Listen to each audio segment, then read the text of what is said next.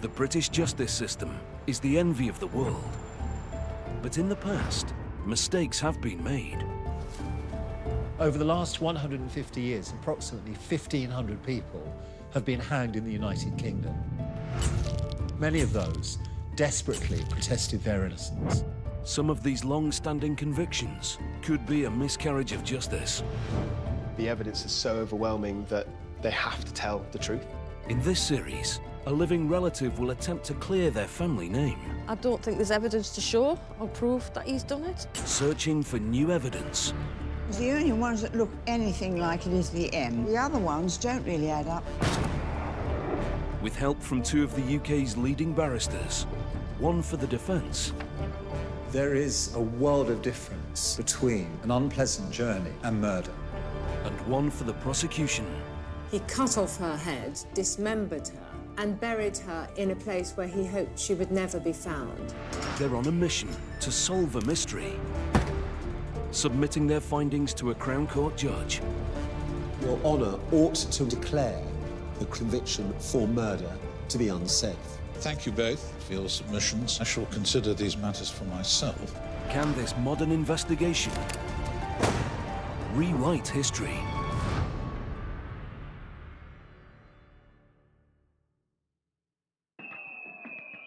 On the 31st of December 1934, whilst the country was revelling on New Year's Eve, a brutal murder was taking place.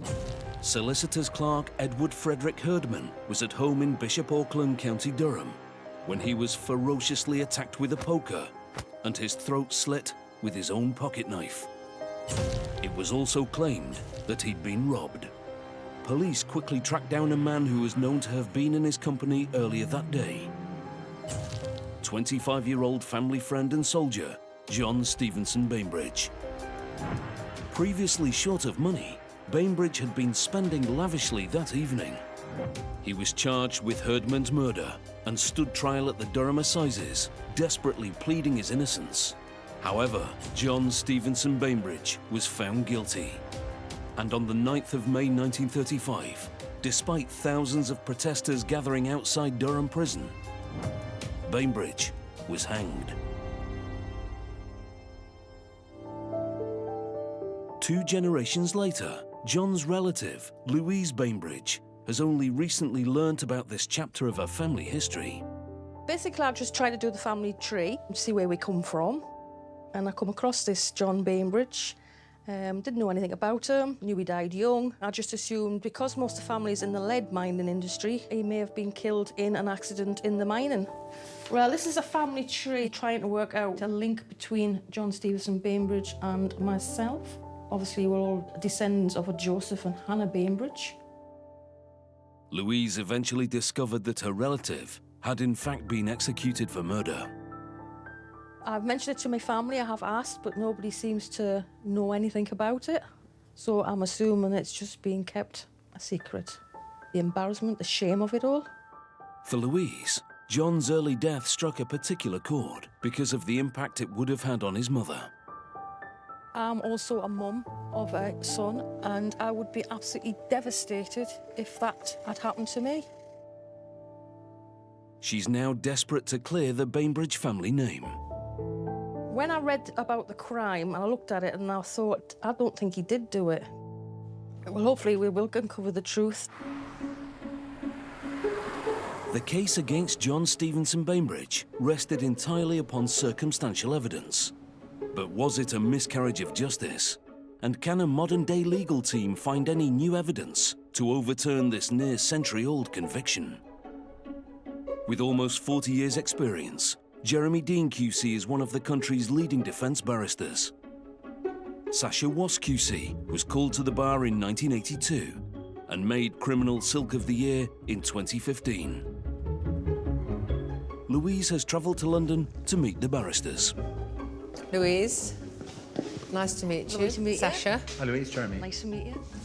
Well, thank you for coming along today. I am a barrister who prosecutes and defends, but for the purpose of this investigation, I'm going to be looking at all the evidence from the prosecution perspective. However, if material comes to my attention which causes me to be uncomfortable about the safety of this conviction. I will put that forward and support what Jeremy says, all right? Yeah. My role's slightly different. I'm a defence lawyer, and I'm going to be looking at John's case from that point of view, looking for new arguments to put before the judge, hopefully so that I can maintain that John Bainbridge's conviction is unsafe. You obviously know a little bit about the case. How did you feel when you found out what happened to him? I was actually quite shocked. I didn't think, well, nobody thinks that we have history like that in our background, Yes. but I don't know a lot about how we got there. Yeah. So obviously this is my journey to find out. That he didn't do it, or may not have done I would love to find out he didn't do it. I mean, it won't change anything. No. You know, he's obviously been hanged, Yeah. but it would be really, really nice to find out. All right. Thank you very much for coming along today, and it was lovely to meet you. Yeah. Nice to meet Great to meet you. Thank you very much. John Stevenson Bainbridge was born in Bishop Auckland in 1909. When his father died in 1931, it appeared to be just John and his mother left living at the family home. He began working as a junior solicitor's clerk in the same firm as senior clerk, Edward Herdman, who was also a neighbour and family friend. But in March 1934, John enlisted as a soldier in the Durham Light Infantry and was eventually stationed at Blackdown Camp in Surrey. And that same year, he became engaged to his girlfriend. On New Year's Eve, he was back home in Bishop Auckland on leave, and even by his own admission, was one of the last people to see Edward Herdman alive. But was he Herdman's killer? Jeremy and Sasha are beginning their investigation by examining the key facts of the case. On New Year's Eve 1934, John Stevenson Bainbridge called at the home of Edwin Herdman, and John Bainbridge asked Edward Herdman to draft him a will. Now, John Bainbridge left Edward Herdman's house at 7:45 p.m. with Herdman's daughter, Jenny. However, when Jenny Herdman returned to the family home at 9:50 p.m, she found that her father had been beaten with a fire poker, and he'd also had his throat cut with a penknife. It looked like he had money missing from his office. Now, given that John Bainbridge was one of the last people to see Herdman alive, police traced him to Gateshead. They questioned him, and they found that John Bainbridge had been spending money freely that evening. And on New Year's Day, John Bainbridge was arrested, and he was charged with the murder of Edward Herdman. Now, critical evidence included an envelope containing some money, and there was blood staining on some of that money. And that had been sent to a fellow soldier in Bainbridge's regiment. And the prosecution alleged that the handwriting on the envelope was Bainbridge's. Now, Sasha, what do you make of it? Well, with the poker and a penknife both being used as murder weapons, this was obviously a very gruesome scene. And I think we could benefit from having a forensic scientist analyse the crime scene. I also think the question of motive is important, Sasha.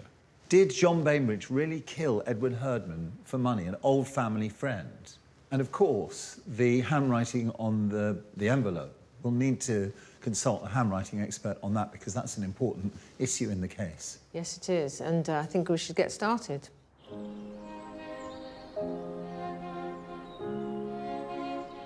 "85 years on, John Bainbridge's relative Louise wants to learn more about how events unfolded on the day of Edward Herdman's murder.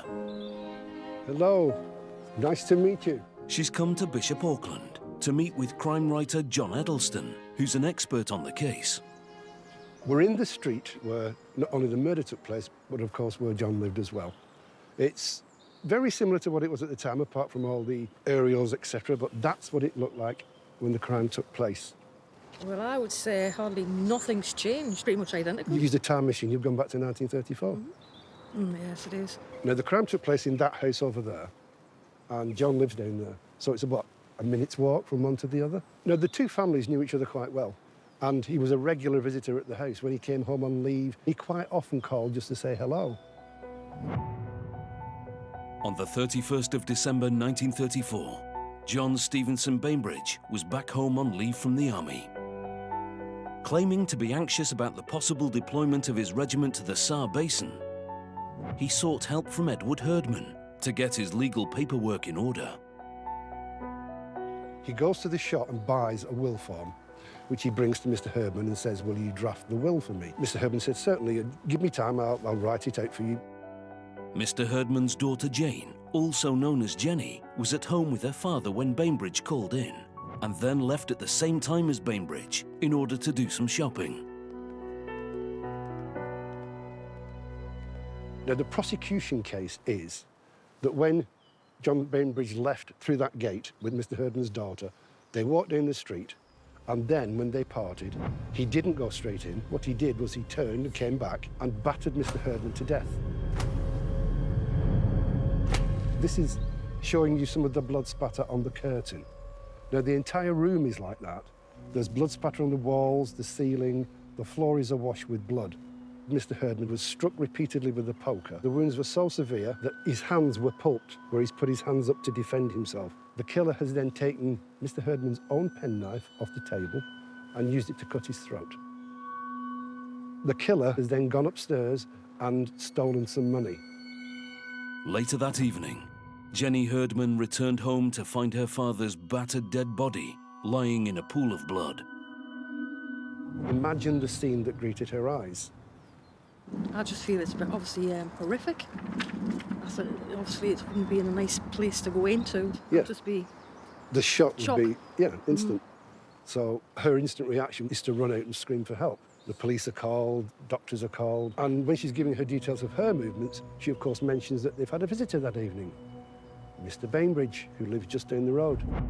The police caught up with Bainbridge in Gateshead the following day, where he was arrested for Edward Herdman's murder. I can't see him doing it because they were friends. I can't understand why he would have done it. I feel sorry for Mr. Herdman because obviously it was a brutal crime. He must have suffered, must have been in agony. John Stevenson Bainbridge had alibis to account for most of his whereabouts on New Year's Eve. But did he still have time to carry out the brutal murder of Edward Herdman? Jeremy and Sasha are examining the reports of his movements that evening. Well, Jeremy, this is a map of Bishop Auckland in County Durham. And we can see here the crime scene, which was the address Salisbury Place. Now, we know on New Year's Eve, 1934, Bainbridge went to visit Herdman in order to make his will. And we know he left at 7:45 because he left with Herdman's daughter, Jenny. At approximately 8:15, a lawyer called Addison was turning his car round in Salisbury Place and recognised Bainbridge. No witness at trial was able to confirm Bainbridge's movements between 7:45 and 8:15. That's true, Sasha, but don't forget that John Bainbridge's mother gave evidence on appeal. Yes. To say that he was at home between 7:45 and 8:05 p.m. And if so, then Bainbridge only had 10 minutes to carry out that appalling attack on Mr. Herdman. That, I suggest, makes it less likely that he was, in fact, Edward Herdman's killer. If Mrs. Bainbridge was correct. Absolutely. The evidence of Mrs. Bainbridge came suspiciously late in the day, and I am left with the feeling that there was more than adequate time for John Bainbridge to commit this murder. John Bainbridge enlisted as a private in the Durham Light Infantry, known as the DLI, in March 1934. And by the time of Edward Herdman's death, he was sitting exams to join the Army Education Corps. But does his military career offer any clues about whether he was Herdman's killer? Louise is meeting with DLI Collections Manager Gillian Kirkbride. In 1934 was a very interesting time for the DLI because they're becoming what we call a mechanised infantry, where they're getting to be trained and experiment with new weaponry and new tactics that they haven't done before. So it is a time of change. What would John's prospects be if he obviously continued in the army? Well, he's in a very good position coming into the army. He is educated. We know he's sitting examinations, so we know he's moving forward with his career. These aren't the days where you had to stay as a private because you weren't a commissioned officer. These are the days where you can come in and progress up through the ranks as well. And with that progression, he's going to get more pay, he's going to get more opportunities, he's going to get more training. So it is really a career. John sounds like a man with a lot to lose.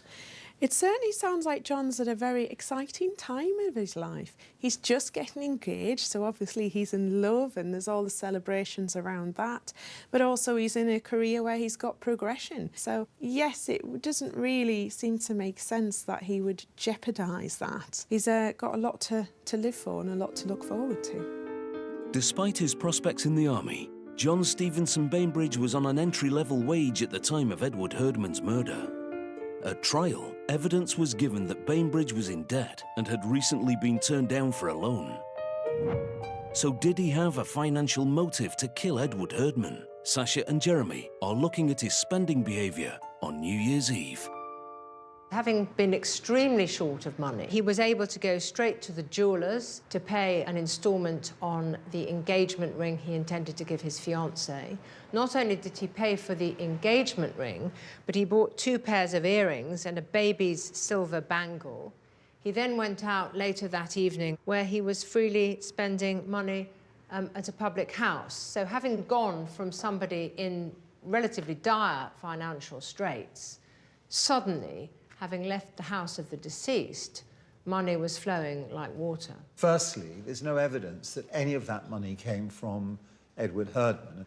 Secondly, this was New Year's Eve. So a spending spree, drinking, partying, none of that's out of sync with the behaviour of a soldier having to return to service within a day or two. Well, you say that, but this was a time before credit was readily available.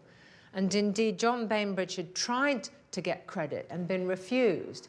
And getting hold of money to have a spending spree would really have been the problem as far as he was concerned. But he got hold of money somehow or other that night. There's no evidence that he got the money from Edward Herdman.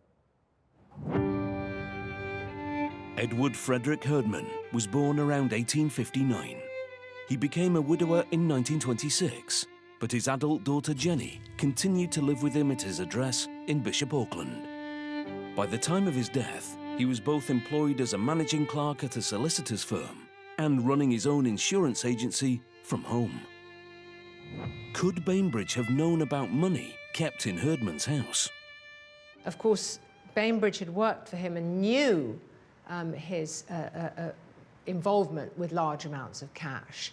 So it would have been the easiest thing in the world for Bainbridge to locate where a certain stash of money was kept and to take that with him. Well, it would have been if there was evidence that he did it. But there's no evidence of animosity between Bainbridge and Herdman. That's right, that's true. And furthermore, all the indications are that the Bainbridge family and the Herdman family were family friends. So the backdrop to this brutal killing, and it was a brutal killing, isn't there. That's the complicating factor. Let's take a step back. Just imagine this scenario that he'd gone to Herman saying, look, I know you have a lot of money, I have none, please can you lend me money? And Herman said no. And suppose an argument broke out. And you and I both know that in the heat of an argument, people can behave violently in a way that is wholly out of character and without any discernible motive. So I don't think we should be too simplistic about this.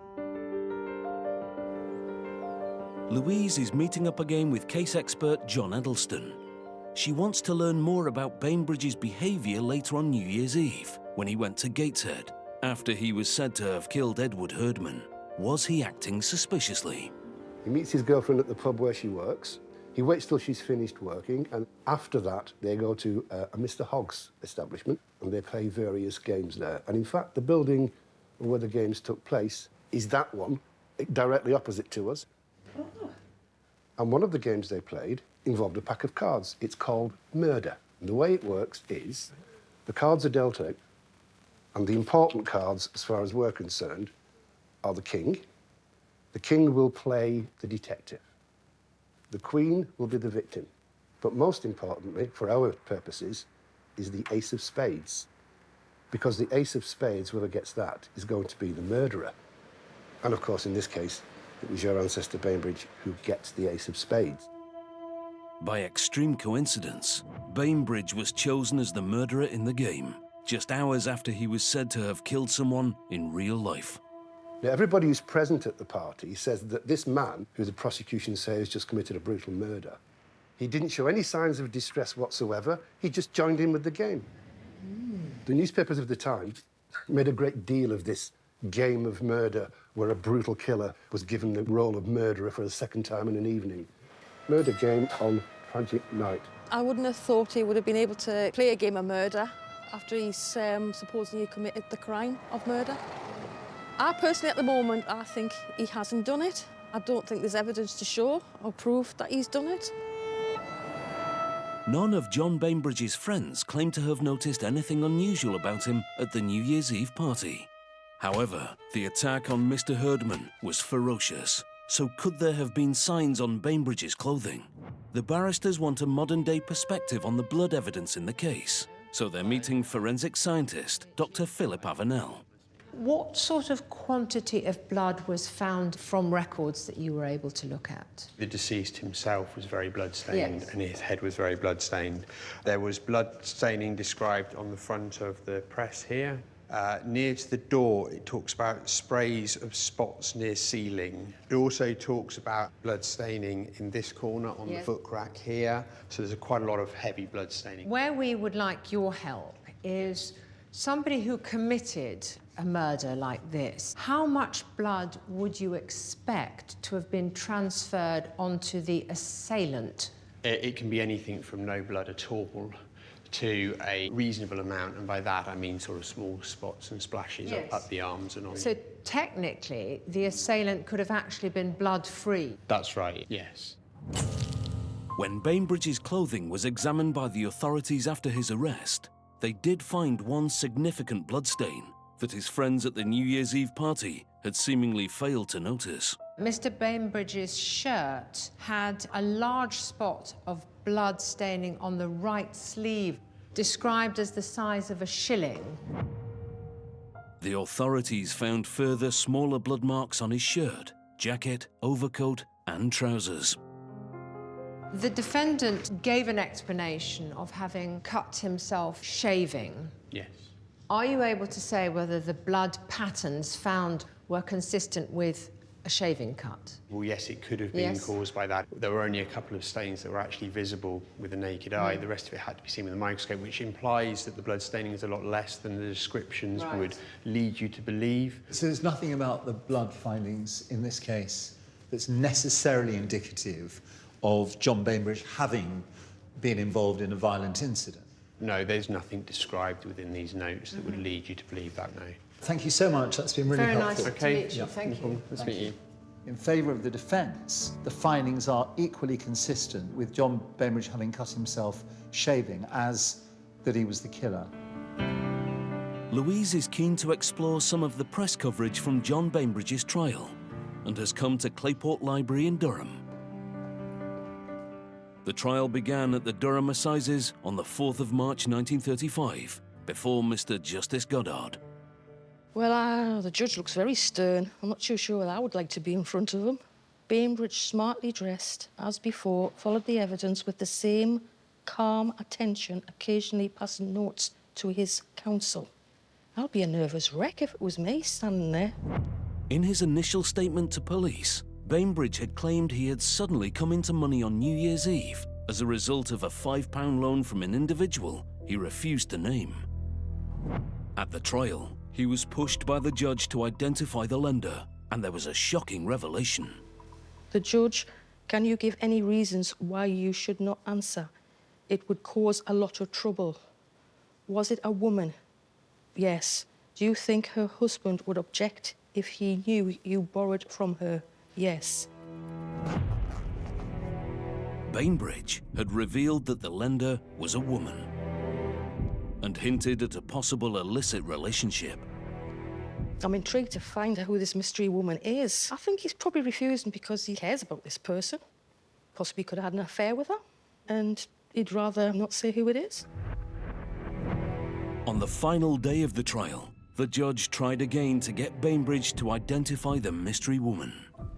I give you one last opportunity, Bainbridge. From whom did you borrow the money? There is a tense moment. All eyes are turned upon the smart, military-looking man. Bainbridge draws himself erect, looks at the judge squarely in the face, and then, I still refuse to answer. Must think a lot of this person to protect her to the extent he has done, right to that very, very end. He knows what the consequences of the trial would be. I honour them for that. I'll respect them for that. Don't think I could do it, like.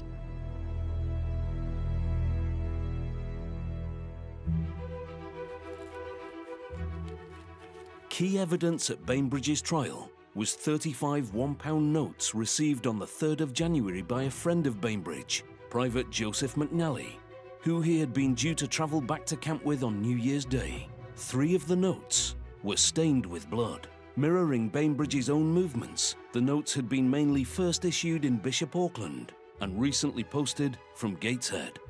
The prosecution claimed that it was Bainbridge who had sent McNally the money, having stolen it from Edward Herdman, along with the cash he spent on New Year's Eve. Handwriting experts were called for the prosecution and the defence to compare the known handwriting of John Bainbridge and the questioned handwriting on the envelope in which the notes had been sent. Do their findings stand up to modern-day expert scrutiny? Ruth, hello. Sasha. The barristers are meeting with forensic handwriting analyst Ruth Myers. Can I start by asking you to look at the question document? That is an envelope which appears to be almost exclusively written in capital letters. Does that put you, as a handwriting expert, at any sort of disadvantage? Yes, because it's limiting. Right. Now, the prosecution expert, William Forbes, presented a comparative table in which he took the known letters written by Mr. Bainbridge, and we have unknown writing on the envelope. And the prosecution formed the view that it was the same authorship. The only ones that look anything like it is the M. But the other ones don't really add up. The defence expert, Yes. he said that the material submitted is insufficient Right. to establish identity. Yes. The judge at the trial rubbished what Vladimir Mansfield had said. It seems that you agree with what Mr. Mansfield told the jury. Is that right? So, yes, I think that maybe the judge was prejudiced in some way. And the other thing, there was a witness at the trial who gave evidence that she recognised the defendant's handwriting, and the judge heavily promoted non-expert recognition of handwriting. Well, in what right had he got to? Because she was a layman. She didn't know anything. So when the prosecution expert, William Forbes, told the jury that the 2 documents were written by the same person, that was not a conclusion you believe he could safely have reached. Is that right? Absolutely. All right. Well, thank you so much for helping us about that. That's very clear. And thank you very much for coming. You're welcome. Yep. On the 8th of March 1935, John Stevenson Bainbridge was found guilty of murder and sentenced to death. Was there any hope of a last-minute reprieve? Hiya, nice to meet you. Louise is meeting with capital punishment historian Dr. Patrick Lowe. So, Louise, we're very, very close now to the site of where John would have been tried at the courts, which is just up here through the trees, and also behind that is the prison where he would have been kept until his execution date was set, basically. While he spends time in jail, there's a huge amount of effort being made by various people to try and, in some way, get a commutation of the sentence so that he wouldn't be hanged. And one of the key people behind that is a really fascinating woman called Violet van der Elst. Violet van der Elst was a prominent anti-capital punishment campaigner. She took up John Bainbridge's case and worked tirelessly to secure him a reprieve. She even put up a reward for information on the mystery woman Bainbridge claimed had lent him money, but no one is known to have come forward. There was a vast crowd, estimated between 1,000 and 1,500 people, that were packed all around here.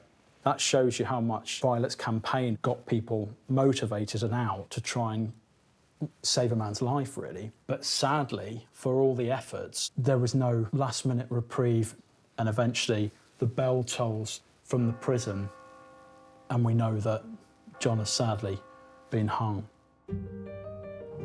Before John's execution, his case was sent to appeal, and for the first time, his mother was called as his alibi. However, the appeal was dismissed. Jeremy has come across evidence of two fascinating letters that emerged after the appeal, which again suggest the existence of a mystery female moneylender. Could this new evidence undermine the safety of John Bainbridge's conviction? On the 19th of April 1935, his mother received an anonymous letter from a woman who said that she was writing as a married woman who lent him £5 on the evening of the murder of which he'd been convicted, and that she couldn't come forward because she was in a high position and that it would be too problematic for her from the perspective of her husband. And indeed, that letter was followed up by a further letter, albeit another anonymous letter, but confirming that a married woman was seen in a car with a man identified as Bainbridge. It seems to me that the mother would have every incentive to try and save her son from the gallows. You can see where my mind is going. Mrs. Bainbridge doesn't give evidence for her son at trial. She comes forward late in the day for the appeal, and then she produces two letters, very well timed, within days of the appeal. And it is possible that this was yet another attempt to create a new line of inquiry into her son's case. Because, I mean, the police didn't have anything to go on, did they, when it came to those letters? I accept what you say, which is that these anonymous letters have gained no support from anywhere else. The fact is, however, that they do exist. They never featured in the trial. They never featured in the appeal. It's just a further development in the case which makes me uncomfortable about the safety of John Bainbridge's conviction. They worry me. Following his execution, John Stevenson Bainbridge's body was buried in the grounds of Durham Prison. Louise has come to the prison to pay her respects. I'm looking at the map of Durham Prison Burial Ground. It shows you where John Bainbridge is buried, and I believe it's in plot 35. He's somewhere buried over that wall. I've got a copy of John's last plea, and it says, "My last plea for clemency concerns others more than myself. My people, my fiancé and my friends are suffering even more intensely than I." Comes across to me as a very caring man. He obviously loves his family. The person I feel the most sorry for would be his mum. I'm also a mum of a son, and I would be absolutely devastated if that had ever happened to me.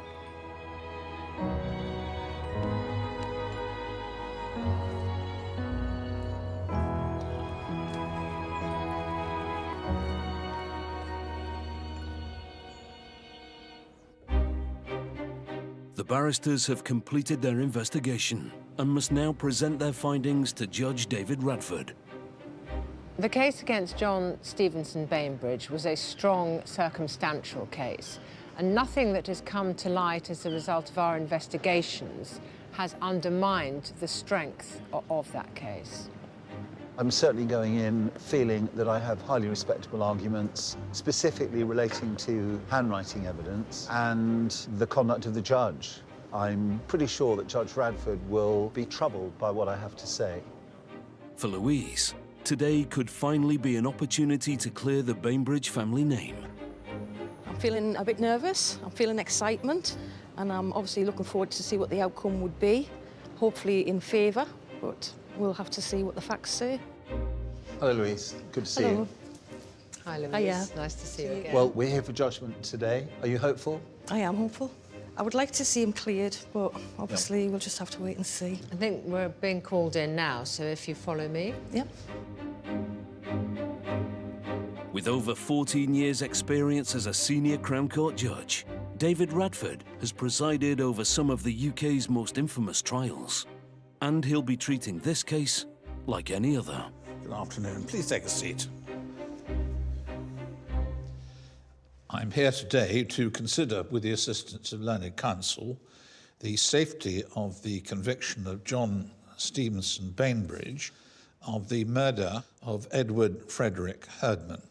And now, Mr. Dean, would you like to make submissions in respect of this case? First, no identifiable motive can be attributed to Mr. Bainbridge for having so viciously killed Mr. Herdman. Their families were friends. They had worked together at solicitors before. The proposition that Mr. Bainbridge so violently assaulted Mr. Herdman because he wanted money is not evidenced and is far-fetched.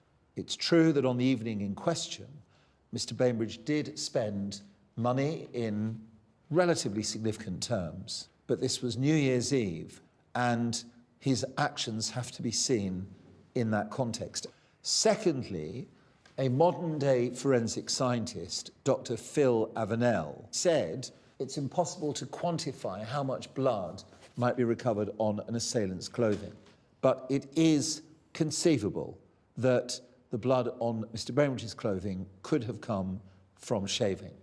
Finally, I come to the question of handwriting evidence. In the trial, the judge became very involved in this issue. His summing up on the question of handwriting was misleading, dangerous, prejudicial, and unfair. The effect of what he said was that lay people were as qualified to make handwriting comparison as experts. Judge also criticised the defence expert whilst upholding the opinion of the prosecution expert. But in the course of our inquiry, we had the benefit of hearing from Ruth Myers, a modern-day handwriting expert. She said that there was insufficient material to make a comparison. And that's exactly what the defence expert said at trial, and that's exactly the expert the judge criticised. My submission, the handwriting evidence in this case was pretty worthless, and yet it was promoted to a high level by prosecution and judge. And having regard to the overall circumstantial nature of the case, it's my submission that Your Honour should, upon consideration, treat the conviction of Mr. Bainbridge for the murder of Edward Herdman as unsafe. Thank you very much indeed, Mr. Dean. Miss Wass, please. It was well documented that John Bainbridge had money difficulties at this time. So if there was any motive in this case, it is right to say that it was financial.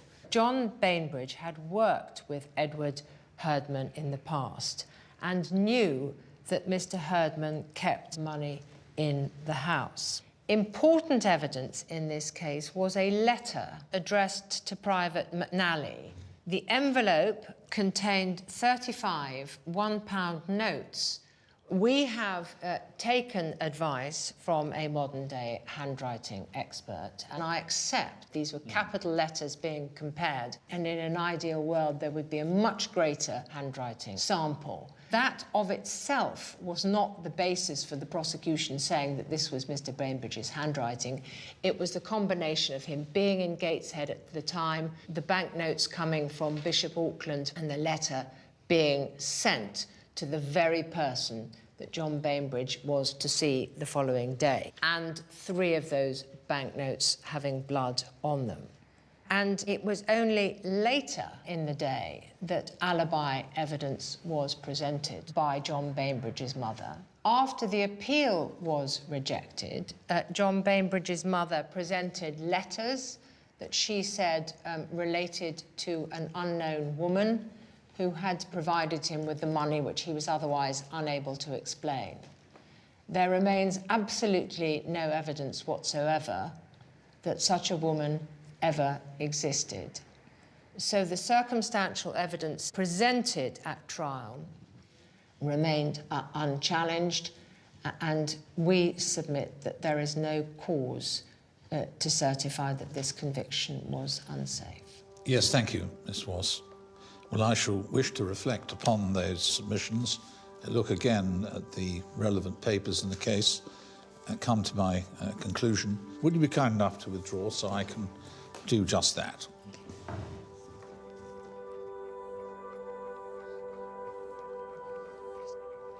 Louise, you've heard my submissions, Sasha's submissions. How do you feel about things? I just feel it's very close. You know, there's not a lot of evidence to say either way. Yeah. So you're still undecided. The jury's out. I am totally undecided. Yeah. I was confident that maybe it would have been in my favour. Yeah. But listen to that evidence there, I'm not so sure. Did John Stevenson Bainbridge brutally murder Edward Frederick Herdman with a poker and a pocket knife? Or was he protecting the reputation of a mystery woman and subjected to an unfair trial? The judge is now ready to deliver his verdict. Mr. Bainbridge knew the deceased, is likely to have known that Mr. Herdman had money in the home. At trial, handwriting evidence was called by both the prosecution and the defence. Mr. Dean has pointed out that the trial judge summed up this evidence wrongly. Another facet of the circumstantial evidence related to the finding of blood on the defendant's clothing. The judge, in his summing up, suggested to the jury that they might well feel that if the case depended upon bloodstains, they would not consider convicting the defendant for a minute. However, it was far from being the only evidence. The defendant relied on an alibi necessarily involving his mother. She gave no evidence at the trial, and her evidence, when heard on oath in the Court of Criminal Appeal, was rejected. The defendant's explanation for having the £5 to spend at the jeweller's was that he had obtained this from someone who had lent him the money shortly before he went to the jeweller's. Not naming this person when facing a death sentence is, in my view, extraordinary. As Miss Wass pointed out, a later suggestion from Mr. Bainbridge's mother that the letter had been received from this woman is wholly lacking in credibility. Despite Mr. Dean's helpful submissions, I am of the view that this was a strong circumstantial case and a safe verdict. I'm going to rise.